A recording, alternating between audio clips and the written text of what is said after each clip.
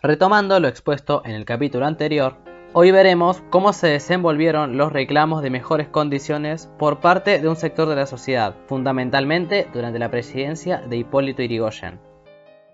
El gobierno ampara todas las clases y cuida todos los intereses para que la soberanía popular pueda manifestarse con verdad. En 1890, un teniente revolucionario llegó a las puertas del parque. Corriente norte y cura, gobierno con nosotros, significa renovación y juventud.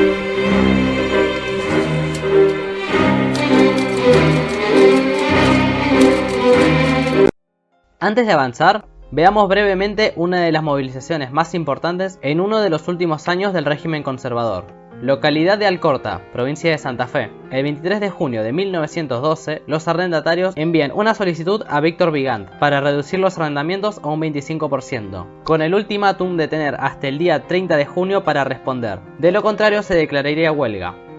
Vigand respondió no accediendo a la demanda, aunque con los días iría flexibilizando su posición.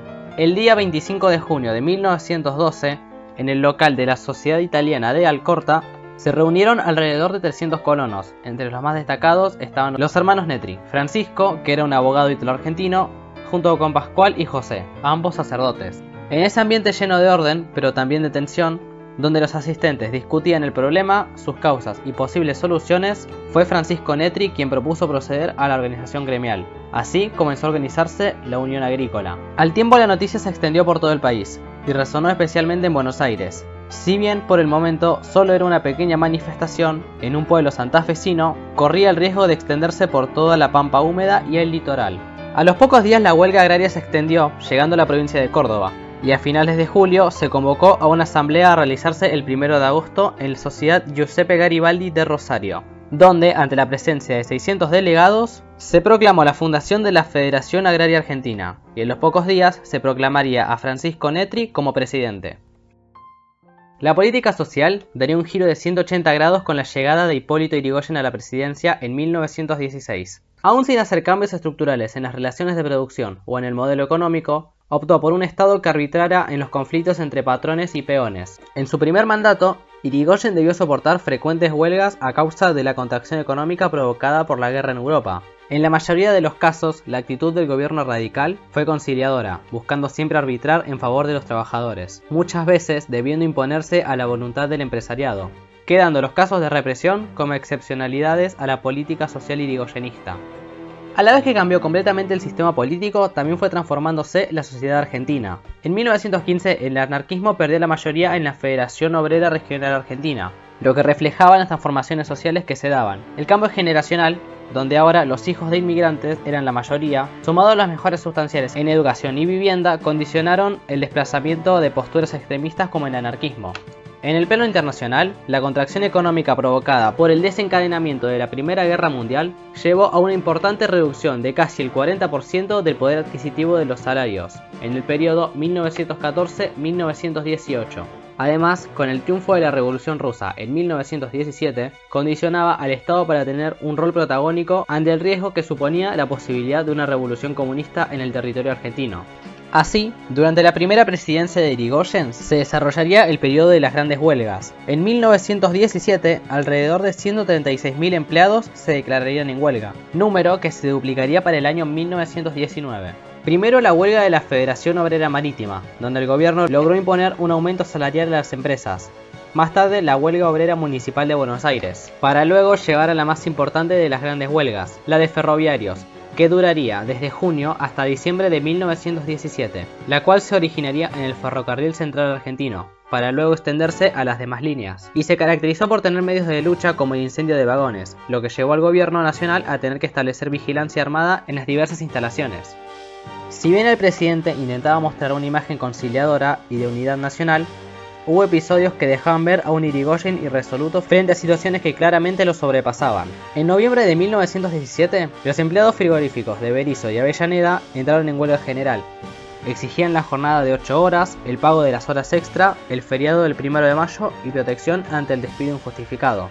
En respuesta, los estancieros y dueños de frigoríficos, en conjunto a la sociedad rural, extendieron un petitorio al gobierno nacional para reprimir la huelga, apoyados además por las embajadas británica y estadounidense, que temían que las tropas en Europa pudieran quedar sin provisiones. Sin una salida pacífica a la vista, Irigoyen envió a la armada a reprimir la huelga. Al año siguiente seguiría creciendo la tensión. Por un lado, los gremios de ferroviarios, gráficos y molineros extendían sus demandas. Anarquistas y bolcheviques anunciaban la inminencia de una revolución, y desde la prensa y la oposición se denunciaba la existencia de revolucionarios comunistas, incluso dentro de las fuerzas de seguridad. Así llegamos a los sucesos que se darían entre el 6 y el 13 de enero de 1919, que serían conocidos como la Semana Trágica. 2.500 empleados de los talleres Bacena habían declarado huelga y peticionado en reclamo de mejores condiciones. Los patrones habían respondido con la negativa, enviando además a grupos rompehuelgas. El 7 de enero se dan las primeras víctimas fatales y la huelga se extiende a las diferentes organizaciones gremiales. La muerte de un suboficial de policía despertó la ira de las fuerzas policiales, que atacaron brutalmente a los huelguistas con un saldo final de 4 muertos y 45 heridos. El día 9 de enero, bajo un abrasante calor en la ciudad de Buenos Aires, el cortejo fúnebre de los obreros asesinados debía recorrer desde Nueva Pompeya hasta el cementerio de la Chacarita. Con incidentes durante todo el recorrido, hubo un asalto a los talleres Bacena, repelido por la policía con un saldo de 40 muertos, a lo que siguieron intentos de quemar iglesias y saquear armerías. La batalla se trasladaría hasta el interior del cementerio, a lo que el presidente Irigoyen transfiere el control de la ciudad de Buenos Aires al general Luis de Lepiane. Las centrales obreras decretan el paro general para el día 10 de enero, y la población en general observa atónita un nivel de violencia nunca antes visto en Buenos Aires, a lo que Luis de Lepiane entra en la ciudad y toma los puntos estratégicos de la misma. Coordinó con la policía una serie de redadas para detener a los llamados elementos indeseables. Así, en un clima de férrea represión y con la colaboración de grupos nacionalistas autoproclamados cazadores de obreros, fue restituyéndose la paz en la ciudad, a la vez que mediante el arbitraje del Ministerio del Interior, la empresa y los obreros llegaron a un acuerdo. En los días posteriores, la prensa y los partidos opositores difundirían la idea de que se había tratado de un complot revolucionario, acusando a muchos de los implicados de ser marxistas, aunque la mayoría de los supuestos bolcheviques terminarían siendo inofensivos trabajadores. Al siguiente año 1920, se haría una nueva y más intensa huelga de obreros marítimos, y al poco tiempo comenzarían a darse los primeros indicios de malestar en la Patagonia.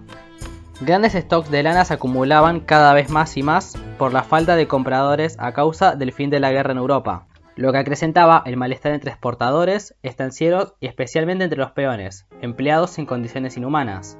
Así, en el invierno de 1920, bajo la conducción de dirigentes anarquistas, comenzó la huelga, que para inicios de 1921 se extendería por todo el territorio de Santa Cruz, ocupando diversas estancias a lo largo de toda la provincia y tomando decenas de rehenes, pero siempre procurando evitar víctimas fatales. Ante los reclamos de la sociedad rural santacruceña y los exagerados informes por parte de la prensa porteña, el presidente Irigoyen resuelve enviar al teniente coronel Héctor Varela al mando del regimiento número 10 de caballería a establecer la paz en la zona, secundado por Elvio Carlos Anaya. Se dirige al sur con la única consigna que le da Irigoyen: vaya, teniente coronel, vea bien lo que ocurre y cumpla con su deber.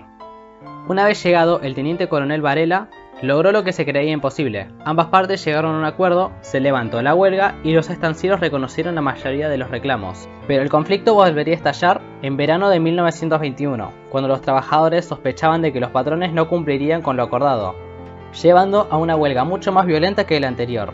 El coronel Varela se sentía traicionado por los trabajadores huelguistas, lo que, sumado a sus sospechas paranoides de que el gobierno chileno estaba detrás del conflicto, llevó a una brutal represión. Hubo decenas de fusilados y otros tantos lograron escapar a Chile. Pese a lo que es esperable, el asunto apenas se trató en la capital, casi ni se tocó en el Congreso y solo el anarquismo denunciaba los horrores que se habían cometido en la Patagonia, a lo que juraban venganza hacia el teniente coronel Varela, quien sería asesinado en 1923. Este episodio, que pasaría a la historia como la Patagonia Rebelde o la Patagonia Trágica, marcaría el fin de una era marcada por un amplio malestar social, los constantes aumentos salariales, el principio de la prosperidad económica de los años 20 y la actitud conciliadora del gobierno habían determinado un cambio de rumbo hacia una Argentina más pacífica.